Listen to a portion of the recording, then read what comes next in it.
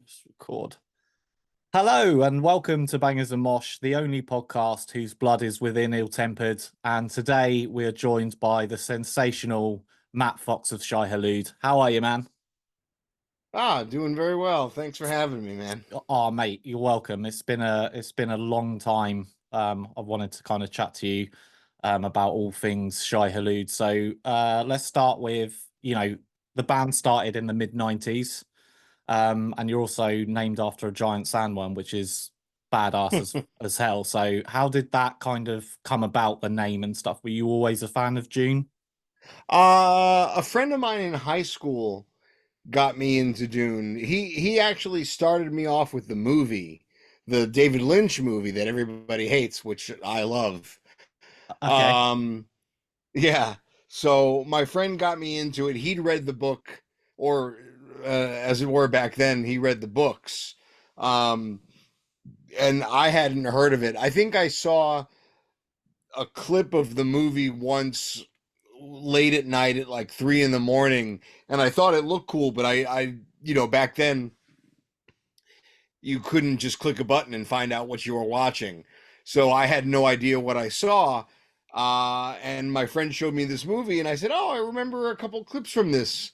And I said, "It seems cool." So since the movie, there's a few plot holes and things are changed.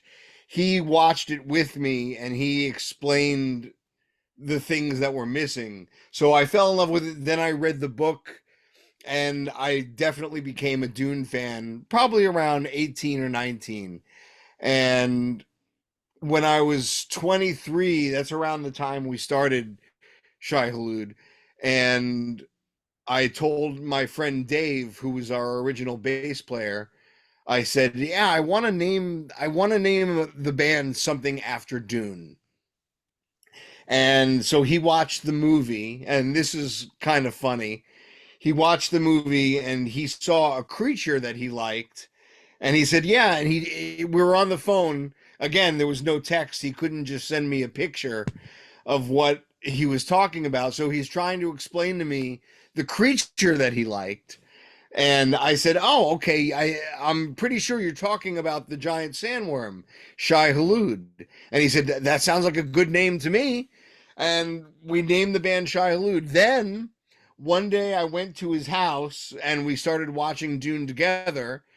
And the scene came up with the creature that he liked. And he said, "That's Shai Hulud, right?" I said, "No, that's not Shai Hulud. That's it was called the Third Stage Navigator." And he said, "Well, can we name it that?" And I was, we're not going to name the band Third Stage Navigator, so we stuck with Shai Hulud. But the whole band's name started with a misunderstanding. Oh, fair enough. Well, it's a good misunderstanding because it's like one of the sickest band names in history, as far as I'm concerned. It's a good name. It really is a good name. At Yeah, first, I no. wasn't sold on it. At first, I wanted to call the band Harkonnen. Oh, okay, Um, that's sick as well. yeah, well, there ended up being another band called Harkonnen, I think from Seattle. Great band. But yeah, Shai Hulud, we ended up with a pretty good name, so Okay, no worries there. well, on that subject actually as well, like you kind of changed the name at some stage, didn't you? I think for a little bit to the warmth of red blood. Was that Uh, something that happened? And then you kind of switched yeah, it back. So I just thought that was quite an interesting part of the story, sure, yeah. you know? Well, we're back right now in 2025. We have the singer from That Within Blood Ill Tempered, Geert, Yeah. back with us in the band. Oh, But sick. in 2003, we parted ways with him. We Things just weren't working as well as we wanted them to on Sure. all of our parts. Things weren't gelling, so we had to part ways. And we had been around for a long time, and so many bands had lost singers and lost members and decided to rebrand. And we thought for a few minutes anyway that that was a good idea for us, because we were working on what was going to become the album Misanthropy Pure. Yep. It was a little darker, it was a little heavier, and we thought, maybe we should change the name. But that's a really tough decision to make, Yeah. and we'll never know whether keeping the name Shai Hulud was the right decision or not. But we really felt, after thinking about it long and hard for a while, Hmm. we felt that we really were Shai Hulud, and anything that we did was going to be labeled as Shai Hulud anyway. And we decided to keep the name. And thankfully, Metal Blade was okay with that. And we signed with them and put out Misanthropy Pure under the band name Shai Hulud. Yeah. Yeah. I mean, for my 2 cents, I'm glad that you kind of like kept it because you're such a beloved band within the community. So it's always difficult when you kind of get to that stage of a career where you can maybe think about changing the band name. Yeah, Um, that was the one of our dark periods for sure. yeah. And the fact that everybody seemed to hate the name, the warmth of red blood, that also helped us make our decision to go back to Halud. Yeah. Uh, if we changed the name to the warmth of red blood and it was received, no pun intended, warmly, then maybe we would have kept it. But I mean, universally, like I think we were on MySpace back then. Whatever social media we were on, we just got bombarded with, oh my God, that's the worst name. Don't change it to that. So the people spoke and we listened. That's fair enough, man. A band of the people, man. That's what the hardcore community is all about. So I just kind of like want to just take you back to like when the band first sort of started in the mid '80s, and obviously like what was the kind of scene like back then? Because you obviously had bands like Turmoil, Integrity, Vision of Disorder, Strife, Zao. They were all absolutely killing it, and then you guys have just kind of stormed onto the scene there. So and although you're universally adored by the sort of hardcore community, you also managed to tour with bands like Cannibal Corpse, which is super cool. Did we tour with Cannibal Up Corpse? according to my Wikipedia, you did tour with Cannibal Corpse. Did you not tour with Cannibal Corpse? Not that I mean, I'm getting up there in years, but Oh, not that I maybe it was like recall. a show or something. Maybe it was like a festival or something. We But we had one show that I believe was supposed to be with Cannibal Corpse and Meshuggah. That was like in 1998. right. And it was in Massachusetts. We showed up late and we couldn't play. Oh no. Oh my Yeah, God. and at the time we were all really into Meshuggah. So that was a heartbreaking deal for us. But no, we managed to tour with Propagandhi, Oh, sick. one of our all-time favorite bands, but never Cannibal Corpse. Not Oh, okay, at fair enough. least not that I'm remembering. Yeah, that's Wikipedia for you, mate. It's not to be trusted. should, should get better True, true. sources, really. So you know, again, according to the Wikipedia, when I had a quick look, when the first record came out, was Chad Gilbert about 14? It's saying, was that I about right? when he joined the band, I think he was 15, Wow. and I think in 97. Well, he was born in 81. Yeah. So I guess in 97 he would have, when the EP came out, he would have Sure. been 16. But I'm Wow. pretty sure we recorded it and he joined the band when he was 15. So how did it kind of like come about, like him kind of joining the band? Like I guess you guys are already sort of a core group, and then did how did you go about recruiting a young Chad Gilbert? Well, he was friends with the band Strong Arm, which we were also good friends with. So that's how we met. Well, we called him Little Chad. He's not so little anymore, but he was known as Little Chad for a long time. So that's how we met him. Was through the guys in Strong Arm, and I had played in a ska punk band Okay. before I played in Shai Hulud, and Chad had liked the little record that we did, and he would always say to me, "Oh, so you like punk stuff too, huh?" And I said, "Yeah, I like some punk." And he would ask me, "Do you like Propaganda?" "Yes, I like Propaganda." "Do you like No Effects?" "Yeah, I love No Effects." "Do you like Green Day?" "No, I do not like Green Day." I hated Green Day back then. I still not really a fan, but Yeah, that's fair um, enough. yeah, he would, but Chad was really into all the, I mean, he liked a lot of hardcore as well and metal too, Yeah, but he really liked a lot of the poppier side of punk, which makes sense, seeing as what he went on to do. sure. But Yeah. that's how we met him, and he was doing backups on our friends record. We had a friends band, which was in our core group of friends. The band was called Tension, Okay. and he started doing, or he did backups on one of their records. And I remember sitting with headphones listening to his vocal part over and over and over again, thinking, can he do it? Does this sound good? Hey guys, listen to this. Does Chad sound good on this recording? And we all thought he did. And then we had him, Revelation Records, who we were signed to at the time, wanted to hear our new singer because our original singer was Damien, who's, known for his solo work, Damien Dunn, and also his band As Friends Rust. So when we moved on from Damien to Chad, Revelation wanted to hear a demo. So we went to our warehouse with Chad and we recorded just a quick demo, and he fit like a glove. He sounded great, absolutely great. We knew that we had found our singer. Man, And that's so sick. yeah, that's the way that story goes. Yeah, and then so you did Hearts Once Nourished with Hope and Compassion. I think that was their debut album. And Yeah, correct. was that, because now looking back, that is also a really very well adored album, I would say. Um, but by and large. So when you released that, do you remember kind of like what the reception was? Um, the reception was good. Mm. Honestly, because I remember us driving up to New York after we finished the album. Um, and I was listening to it on a Walkman.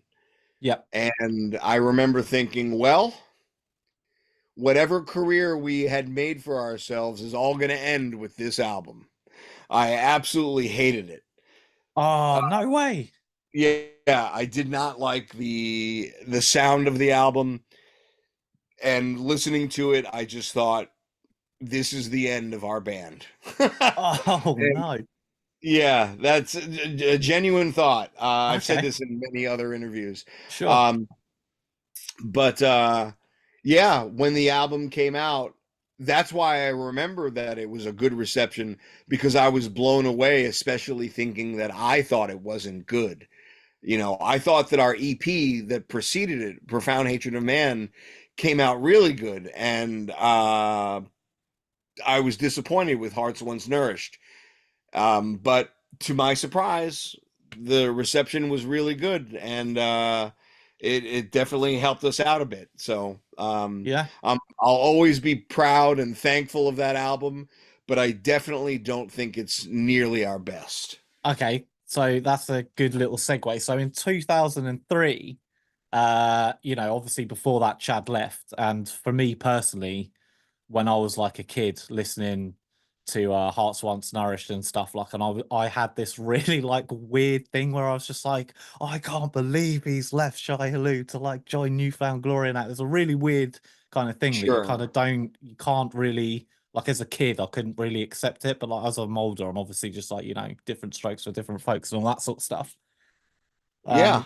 Um, so Chad's left, and then that Within Blood Ill Tempered is coming into fruition with Gert van der Velde on vocals. Yep. Now, for me, that's my favorite Shai Hulud album. Oh, Um, wow. Good. I Very cool. really love that album. That's kind of, I would consider it your magnum opus, but um So what was the kind of like recording process and the writing process behind that, like with Gert coming in and you guys writing the riffs and stuff? Well, around 99, might have been in 99, we we had, the first wave of our many member changes. And in that wave of member changes, we got Matt Fletcher, who joined originally on guitar. And he kind of helped reinvigorate Shai Hulud, or at least me, because he came in and he had all these really cool riffs. And I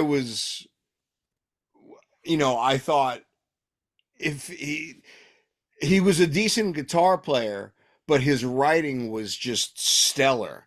So I thought, we could always, somebody can practice and become a great guitar player, but it takes like a special person to write what he was writing. So when Fletcher came in, he had all these awesome riffs, and I had a bunch of riffs, and we put them together. And like around 2000, 2001, we had the skeleton of what became That Within Blood Ill Tempered. And by then, Gear was in the band. He also played guitar. He contributed some stuff. Oh, okay, cool. Uh, and, we enlisted our old drummer from Hearts Once Nourished, Steve Klysath, to do the drums, because we knew that we had some really cool music and we wanted to make sure the drums were as creative as the guitars. And Steve, to this day, is one of the most creative drummers I've ever met. In fact, I've said on many occasions, my life was changed musically twice. The first time was when I heard Metallica when I was 13. And the second time was when I started playing with Steve Klysath. His approach to music totally opened doors for me that I didn't even know were there. So getting Steve on board for That Within Blood Ill Tempered was a really important move for us. But yeah, so this first wave of member changes uh, really helped give birth to That Within Blood Ill Tempered. We recorded it. I realized I realized the record wasn't done, because we had written all the rhythms and everything, but I hadn't sewn it together yet with the leads. So we were recording, and we ended up scrapping that recording. We finished the album with all its details, and then we went back and recorded it in New Jersey in 2002, and the record came out in 2003. Oh, it's just such a beautiful album. With the Yeah, leads and well, the guitar work and the drumming, everything on that is just perfect, like in my oh well, opinion. thanks. We're definitely proud of that one. I think we all geared, myself, Matt Fletcher. I think we all feel the same way about it, that it could have been more than what it was. I have a dream of re-recording it one day. I Oh, don't know cool. if we'll ever do that. I would love to do it, if not for people, at least for myself, to hear what we had in our heads. I mean, don't get me wrong, it's close, but as I've said in many interviews, our amps weren't working at full tilt. Um, we kind of rushed ourselves, even though the album took a while to record. We At the end of the day, we were still rushed trying to get it done. So under better circumstances, I think the album would sound better. Again, who knows if we'll ever do it, but I'm really proud, especially of the writing on that Mm. album. I think myself, Steve, Matt Fletcher, Tony Tintari, who played drums on it, and Geert Vandervelde really poured our heart and souls into that record, and it came out the way it did. So Yeah, We're man. definitely thankful and proud for that.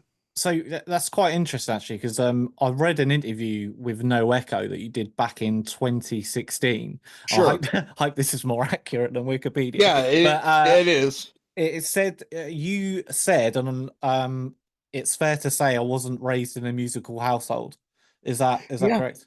So so absolutely so correct. for us doing this podcast, that's it's kind of unusual because people that we've spoken to that kind of like play guitars or an instrument usually tend to have like music around them when they're growing up. So I just when I read that, I was even more astounded by your ability to play guitar and create these riffs and leads. Because how did that come about? Did you teach yourself how to play guitar? Well, I had a little help. Well, first, my mom just didn't. I mean, she liked music. I remember like she had an 8-track collection, and in her 8 tracks were she had the likes of ABBA and Billy Joel and Simon and Garfunkel, a lot of mom Yeah, stuff, yeah, you the know. classics. Yeah. Stuff that I like. Well, actually, I'm not familiar with ABBA at all, but I love Paul Simon and Billy Joel. Um, but anyway, she never played music in the house. I found music through the radio, and I just fell in love with mostly what came on the radio. My first favorite band was Kiss, but that was just because of the way they looked. Yeah. I hadn't heard a stitch of their music, but I just thought that Gene Simmons was the coolest. Oh So yeah, they man. were one of my favorite bands. And then eventually I got into the music. But my first favorite band, which just came from the radio, uh, my first favorite band that I really loved because of the music was the Australian band Men at Work, if you're familiar with them. I've heard of him, yeah. They have Who Can It Be Now? Yeah. And I come from a land down Oh under. mate, that's a classic, that is. Yeah, of course Yeah, it is. Land beautiful, Down Under, beautiful yeah. song. Still, Wonderful song. still. I mean, I love that song when I was like 8, and Yeah. I'm 51 now, and I still love it. It I holds love up as Men well, at doesn't it? Work. Yeah, so they were one of my all-time favorite bands back then. And as I would listen to the radio, I would hear things that were a little heavier. Van Halen came out with 1984, and I loved Jump and Panama and Hot for Teacher. Then MTV came along, and well, I discovered MTV. I don't know, you know, what came first, my love of music or MTV. But with MTV came Quiet Riot and Twisted Sister, and then finally Motley Crue was everything that I'd ever been waiting for. Right. Uh, and Motley Crue was my all-time favorite band for a couple years until 1986 when I heard Master of Puppets. And when I heard Master of Puppets, I gave up on everything else except for metal. Metal became my passion, and to a large degree, it still is. But to answer your question directly, yeah, so I didn't grow up in a musical household. I tell this to Steve Klysath. I tell this to all my friends all the time because they'll pick a famous song and they'll say, "Hey, you know this song, right?" And I said, "No, I've never heard it." "How could you have never heard this song? It's like one of the most famous songs of all time."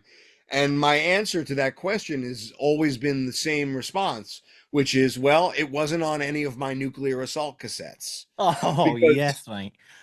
that's what I listened to. My mom, I didn't have an older brother. I didn't have any cousins in Florida where I grew up. I had cousins up in New York and Connecticut, but no one was in my life that loved music. So I didn't have anyone showing me things. I Right. discovered the bands that I loved and exclusively listened to that music. Nuclear Assault being another one of my all-time favorites still to this day. So as far as playing guitar, I started out as a drummer, and my friends and I started a thrash band, which we called Evil Alive.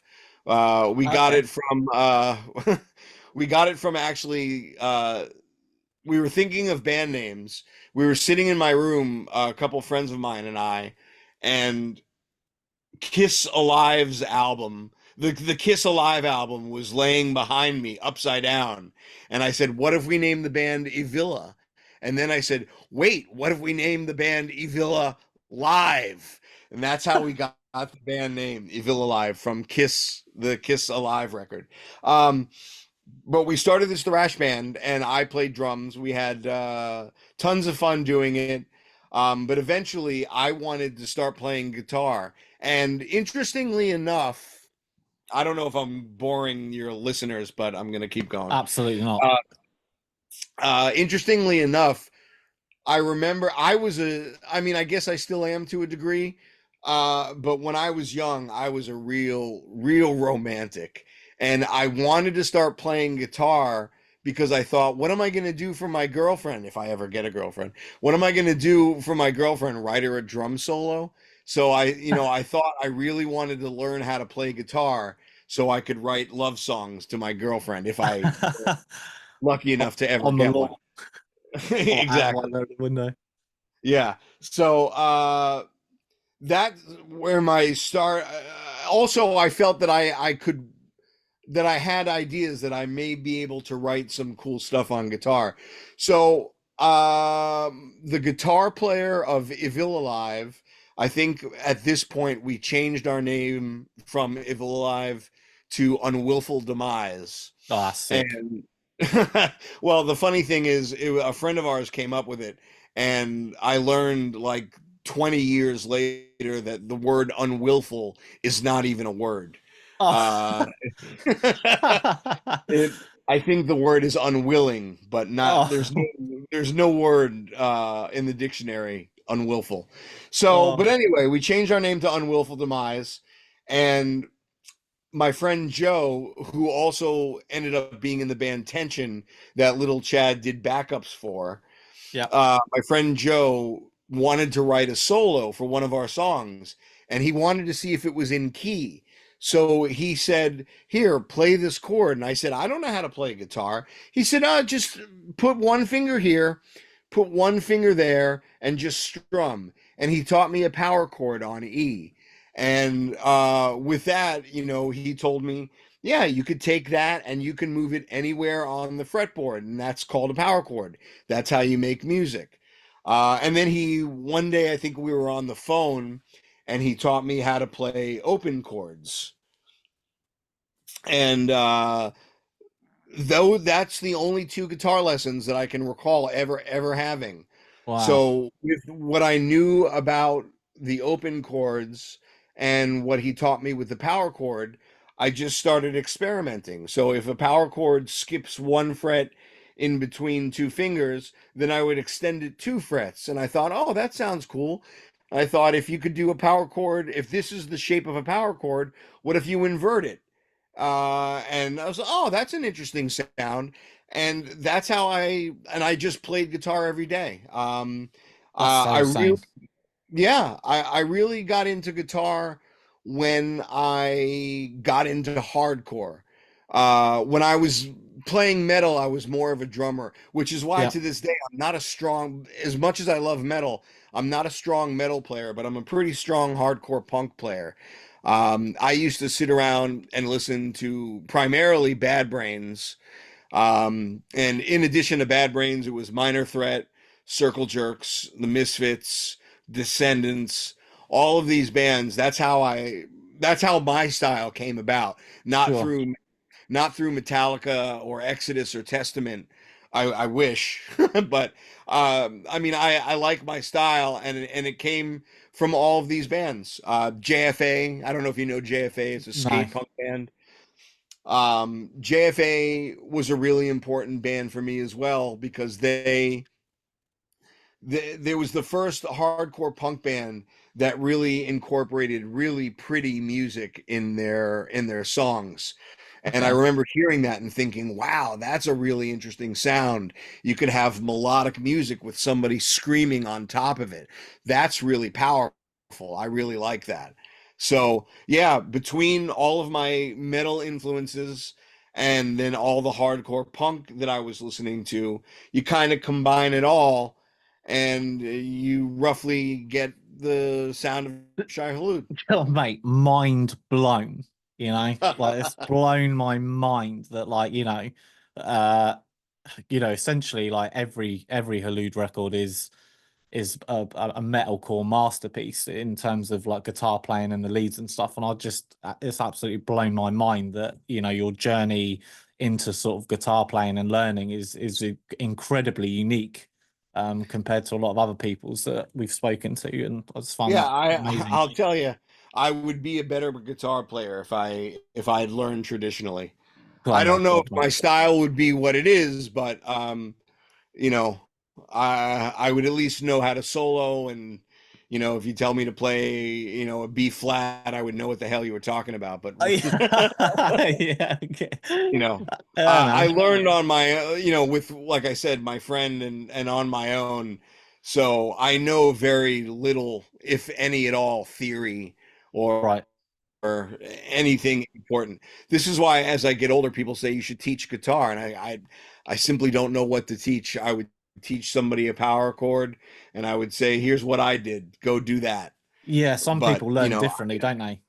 Like, as you said, you yeah. figured it So out yourself, and some people love the old music theory, but you know, could have changed the yeah, whole at this path of age, I your would love. career. Yeah, I would love to learn some theory, but it wasn't. My school was the school of bad brains. It was a Fuck yeah, pretty good man. school, I gotta Hell say. yeah. Yeah. Fucking hell yeah. So just on a little side note as well, like I've always kind of like wanted to know like who is responsible for like the lyric writing, because there's so many sort of like profound statements in multiple Halud records, everyone. There's some really fucking sick shit like a Venom Spreader. One of my Oh, favorites is, the truly weak spread vellum but the truly strong digest it. Stuff like that is just so like hard, man. Like, I was sat there thinking, fucking, oh, thanks. how'd you come up with that? You know, so You're who predominantly writes like all these sort of like, lyrics and stuff? Well, everybody contributes. Right. When we first started, Damien, who's a brilliant writer, you could, read his lyrics from Damien Dunn and As Friends Rust and figure that out. Yeah. He was great. So he wrote all of our lyrics like on our first demo. And then when he left, we had a hole, and I had written all of Unwillful Demise's lyrics. Okay. So I thought, okay, I guess I'll just start writing. We'll see what happens. At 22 or 23, however young I was, I didn't have many great ideas. I had to work really hard for the lyrics that we got. But I started writing the majority of the lyrics, but that's not to say that it was all me. Sure. Um, Probably the most like the most known lyric of Shai Hulud's, I think, is probably from the song "Profound Hatred of Man," and the lyric is, um, "Words cannot express my disappointment. Words cannot express my disapproval." And that came up. Steve Klysath, our drummer, actually came up with that part. I had written the music for "Profound Hatred of Man," and I had all the lyrics except for two sections written. And I said to Steve, I go, yeah, this part right here, this is a really special part. And I have to think of something really, important and profound to say. And right off the top of his head, he just said, what about words cannot express my disappointment? And I was talking Yeah. about being blown away. I was completely blown away. I said, wow, okay, that's it. So Yeah. Steve helped with lyrics on Hearts Once Nourished. Chad also helped with some placements and some ideas. It was actually little Chad's idea, because on the first demo, the song that ended up being called "For the World," at first it said "I love you" instead of "I hate you," and it was Chad's idea to change it to "I hate you," and we thought, okay, well, that works. That's what we're about. Sure. So Chad had his input, And Dave, our original bass player, he wrote 2 songs lyrically on Hearts Once Nourished. He wrote Beliefs and Obsessions and also Eating Bullets of Acceptance. Oh, So the point I'm trying to get at is just that everybody was always welcome to write lyrics. But yeah. after the first wave of member changes, I started writing the majority of the lyrics. With when it comes to Blood Ill Tempered, Fletcher had some lyrics in there, some great lyrics. Geert also added some great lyrics. So we were all involved, but I guess that I wrote what would be considered the majority. And as far as Venom Spreader, that, or as far as Misanthropy Pure, the album, that was myself and Fletcher. The song Venom Spreader, which you noted, I can thank you personally because those lyrics are mine. Oh, So sick, dude. uh, I'm really happy to hear you quote that one. I was really proud of those lyrics. I think that's a hell Yeah. of a song. Oh, yeah, and To Bear the Brunt of Many Blades is another favorite of mine on that. And Oh, cool. I mean, with Halud, it's just such, I feel like it's just such a unique band in terms of not only like musically, but the lyrical, structures and the message and there wasn't any other band that I'm aware of that was kind of putting things the way Shai Hulud was, in their lyrics. Like it was all about other stuff, and it wasn't like it's almost like quite philosophical, I would say, in a lot of Oh, ways. I appreciate that. I do some writing here and there, but I'm not a writer by any stretch of the imagination.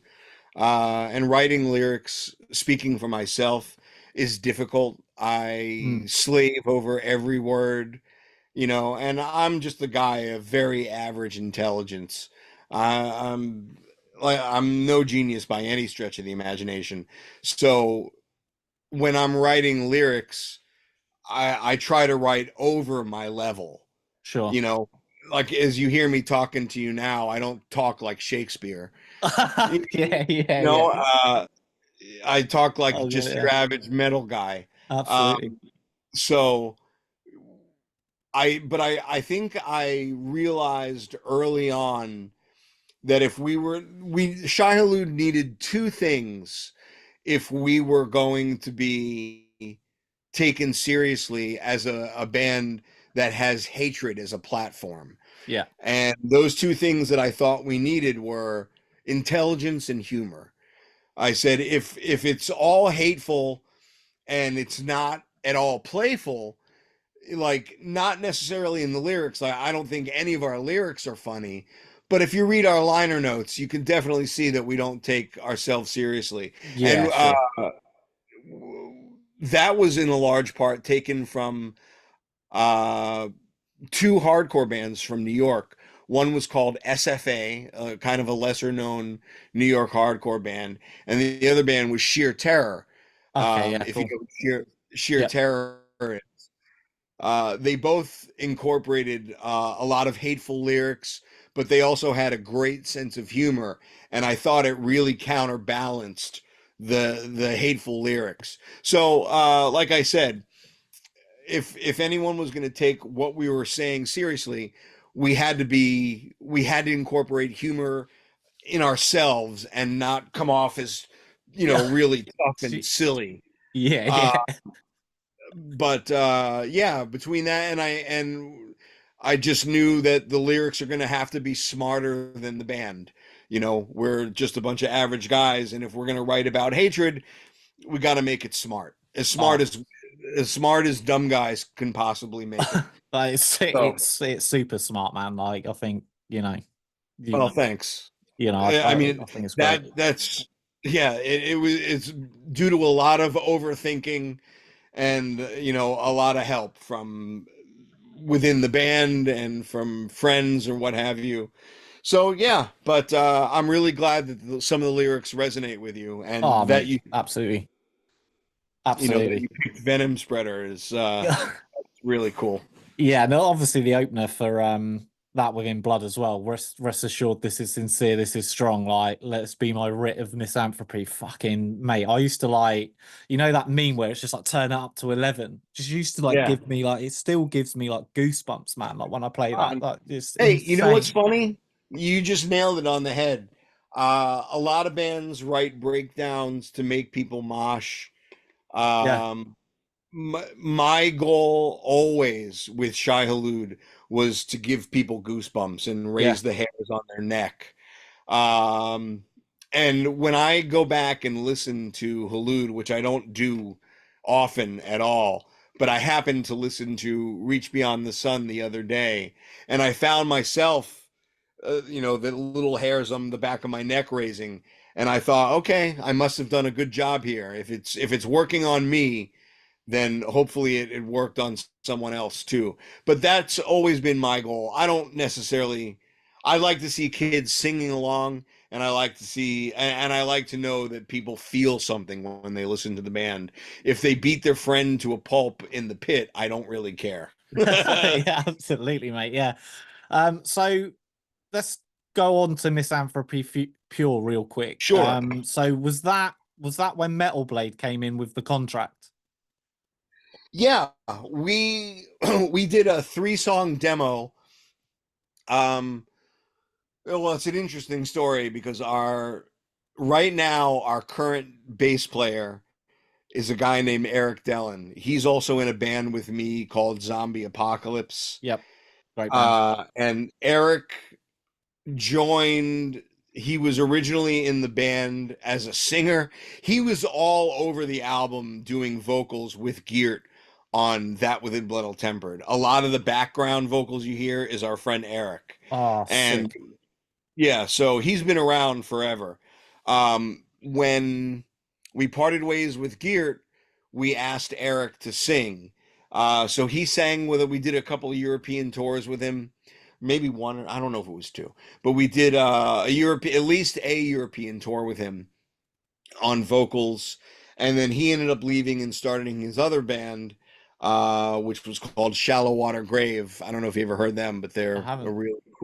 I'm really gonna check cool them metal out. band. Right, I'm Yeah, gonna it's add them up. something, definitely something to check out. And but now he's in the band on bass guitar.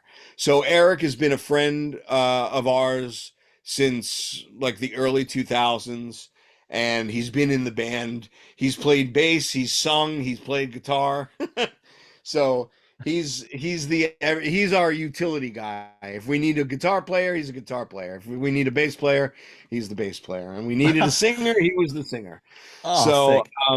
but like I said, he's now on bass, and I think I lost track of the question. You wanted to know, the where I was that Dellen was out of the band at this time before we recorded Misanthropy Pure, Right. but we wrote 3 songs that ended up being on both Misanthropy Pure and Reach Beyond the Sun. It was We Who Finished Last, To Bear the Brunt of Many Blades, and If a Mountain Be My Obstacle. That last one was on Reach Beyond the Sun.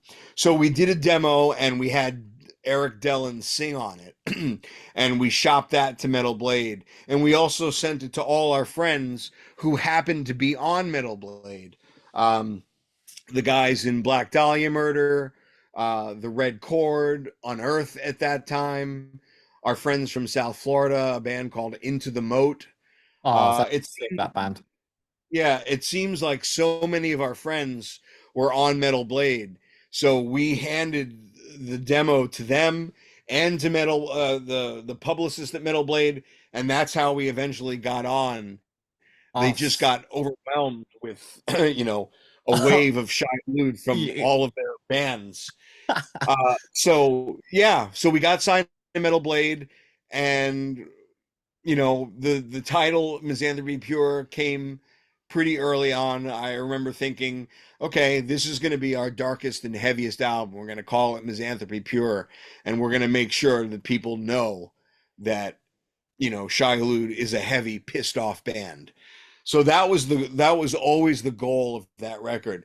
Incidentally, and I hope I'm not talking too much to anybody out there, but incidentally, we got a review from an English magazine that called that within Blood Ill Tempered, they referred to it as emo. Oh And my God, dude. yeah, that Fuck. really that's just stuck inside me and really irritated me. I was like, we are not a fucking emo band. Oh You my know, this band God. is we have a profound hatred of man. We're pissed and Yeah. angry. So the goal from Misandry Pure always from the outset was this is our darkest, most angry, and it cannot in any way, shape, or form be misconstrued as emo. Oh, So fucking hell. that's why if you listen to Misanthropy Pure, we even got criticized for this. The songs end and then the next one comes right in right at the next second because Yeah. it was supposed to we wanted I mean it was a conscious decision we made that we wanted it to be a constant barrage of punches and kicks to the face. Yeah, it's super uh, aggressive, that album, especially coming yeah, off the back of the previous one. exactly. And that was exactly the goal. And like I said, we got criticized, which is fine. You know, everyone's entitled to their opinions. But somebody in a review said, one of the problems I have with this album is you don't know where the song stops and where the next one starts. And I took that kind of as a compliment because, like I said, that was the goal. Yeah, As soon as the absolutely. song ends, you know, the next one starts and just batters you right back down. So, but yeah, at risk of repeating myself, that was the goal of Misanthropy Pure from the outset, and that is, like you said, when Metal Blade came into play. Yeah, man. It, it it's such a trip, really, because these sort of like, I don't know whether they would class themselves as professionals in journalism and stuff, but like it just like when people say stuff like that, that's just so far off the mark. It's just like, are you even like, do you even know anything about music? Like when you're saying stuff like Hey, that, it's just insane. yeah, well, I used to write reviews myself, and I've written a couple bad ones. So, Yeah. you know, Fair enough. none of us know what the hell we're talking about. No, that's it. That's it. You know, we music hits every individual in a certain unique way. Yeah, And 100%. you know, the guy Eric Dellen, who I was talking about, who now plays bass in Shai Hulud, he and we both love metal, but we love different eras of metal. You know, he's about 10 years younger than I am. So it's just really funny because something that I think is so basic, like that you just have to love a band like Nuclear Assault or the album The New Order by Testament. You know, Oh, he listens to these bands and he hates them. oh So no. Oh you no. know, to each their own. Yeah, You just can't you that's the can't beauty of music, Matt. predict. Yeah. That's the beauty of You, it. yeah, that's the beauty of it. You just you cannot predict how somebody's going to relate. So I don't get upset about critical reviews. The only thing that annoys me is if somebody, like kind of what you said, if somebody clearly doesn't know what they're talking about. Yeah, I mean it's just not the same genre at all. Yeah, you know, it's like we're Like, talking about we're you talking know. about a running shoe and you're talking about an airplane. Right. It's like Yeah, exactly. we're talking about two different things here. It's like you're But not My Chemical Romance, are you? Like, no, so, I do you know. love that first My Chemical Romance album though. Oh yeah, they've got a couple of bangers. They got a Yeah, couple of for bangers for sure. sure. So finally, the last album, full length that you kind of put out was Yeah, Reach Beyond the Sun. correct. The return of Chad Gilbert, Yeah. which I remember was universally, praised from the old school fans because we were never sure whether Chad would ever return to do another album. Yeah, that Um, was so, crazy. so how did all that come about, Matt? Well, we had a singer in between Misanthropy Pure. Misanthropy Pure had a guy named Matt Mazzali singing Yep. on it.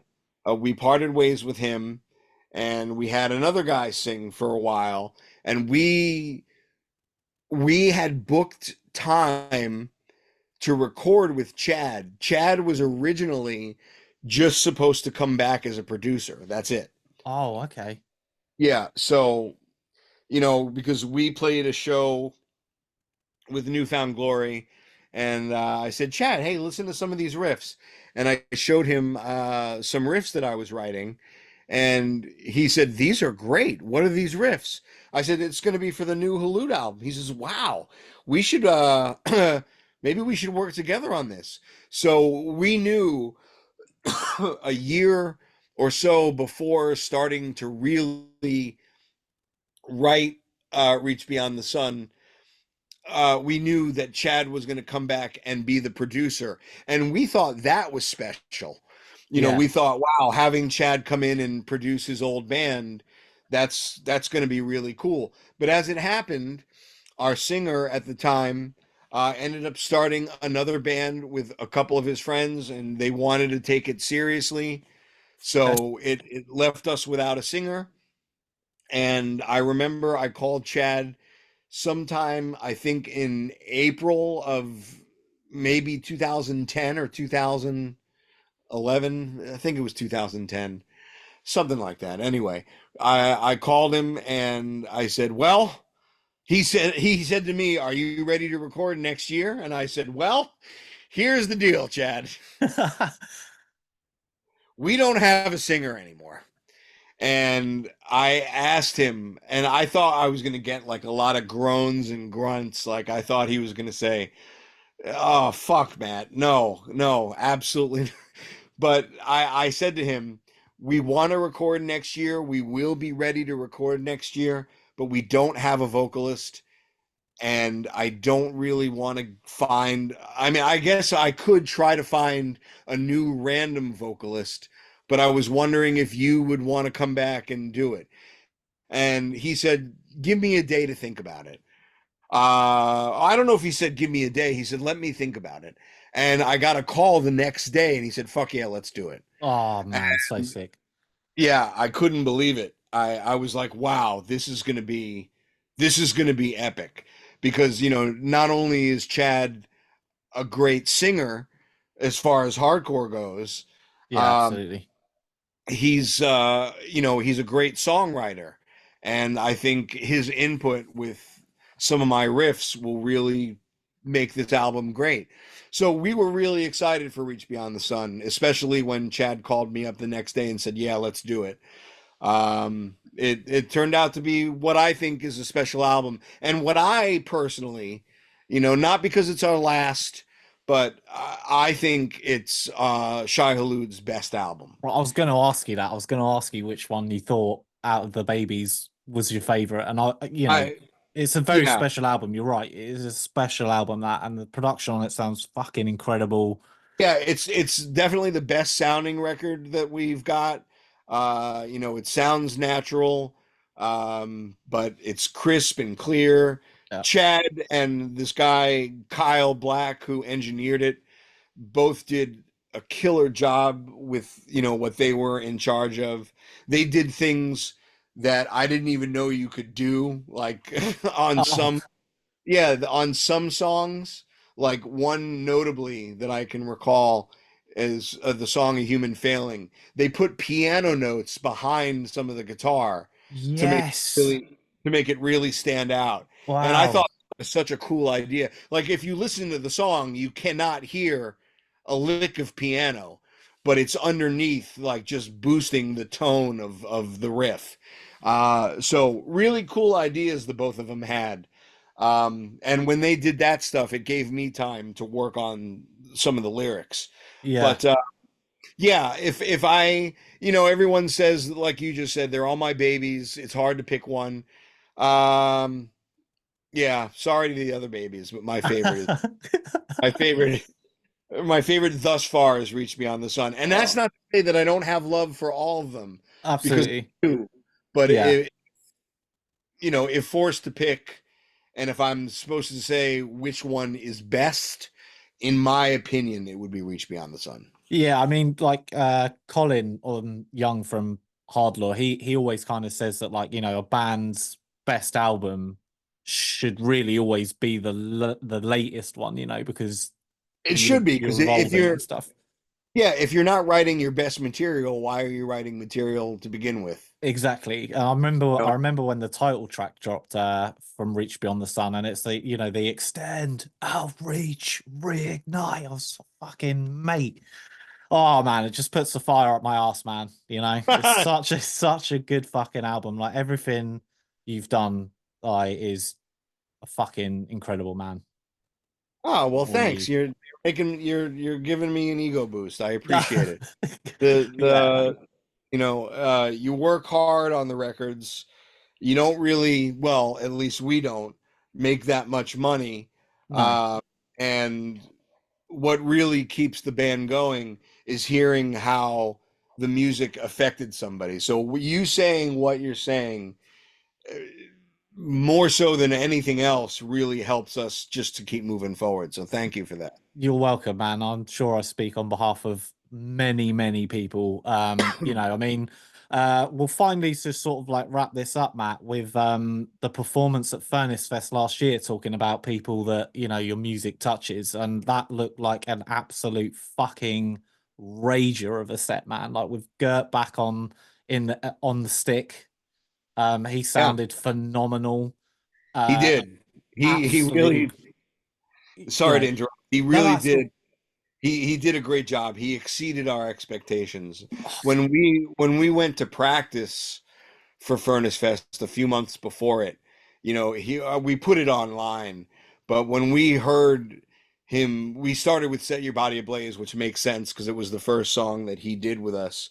But when we were practicing "Set Your Body Ablaze" and he started screaming, I think all of us just whispered to ourselves, "Fuck yeah!" yeah, like I mean, personally, like for me, his vocal performance on That Within Blood is my favorite. Like I think he's Oh, just nice. such a powerful uh like vocalist. He's different to Chad, but there's just something about Gert, and seeing him back for the Furnace Fest performance, like was just so intense, man. Like it Yeah. looked like you guys had such a great time. Yeah, it was, we had a blast. And what I love about Geert is that he goes so fucking hard. Yeah, yeah. He really, he spares, to use a phrase, he spares no expense. He just pours everything out. So yeah, it was, Furnace Fest was a hell of a time. And again, just to parrot what you said, Geert really did a phenomenal job. We couldn't have been happier. Really could not have been happier than we were. Yeah, look like everybody looked like they were just having the best time of their lives, man.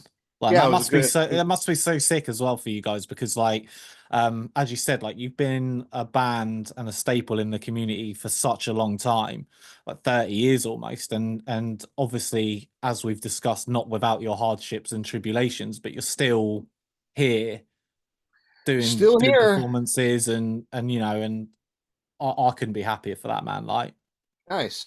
you know. So is there any what's on the horizon for you guys What's and on the Halud? Is there horizon? anything Well, you can let's in on? yeah, I don't want to say too much Yeah, yeah. just because, we've talked about a lot of ideas. I guess it's fair to say, and hopefully the guys won't get mad at me for saying it, but we are working on a new record. Oh Uh, yes, mate. That's what everyone so wanted to hear, man. yeah, it's gonna happen. Gear has every intention of being on it. Oh God. He's he's really excited about doing something with us again. Awesome. Uh, yeah, so we're working on that. There are other things are also bubbling, but it's a little too early to say. But Sure. just know that we're definitely moving forward, and we're going to be working with Geert for at least a few years until Good. his voice gives out or whatever happens. Oh God. Hopefully never, but Sure. you know, in the not too distant future, you'll be hearing from us. So Oh mate, that's the best news, man. Like I'm so excited. Um Yeah, man. So thanks very much for joining us on the podcast, Matt. It's been an absolute pleasure. Bangers and Mosh. Bangers and Mosh podcast. Yeah, you can find us on all social media platforms at the moment, like Bangers P on Twitter and X and Blue Sky or whatever it is, and YouTube and all the Sure. rest of it. But yeah, man, absolutely had a blast talking to you, man. And thank you so much for taking some time to come and speak with me. Oh, well, my apologies for talking your ear off. Oh, mate, no apologies, mate. This has been like the best chat of my life. Like I'm 40 years old on Monday, so like this is the best birthday present ever. Oh, happy birthday, pal. Thanks, bro. Yeah, man. So super sick, dude. So thanks very much for everything, Matt, and really looking forward to what's next. Thank you, sir. I'll talk to you online. Cheers, buddy.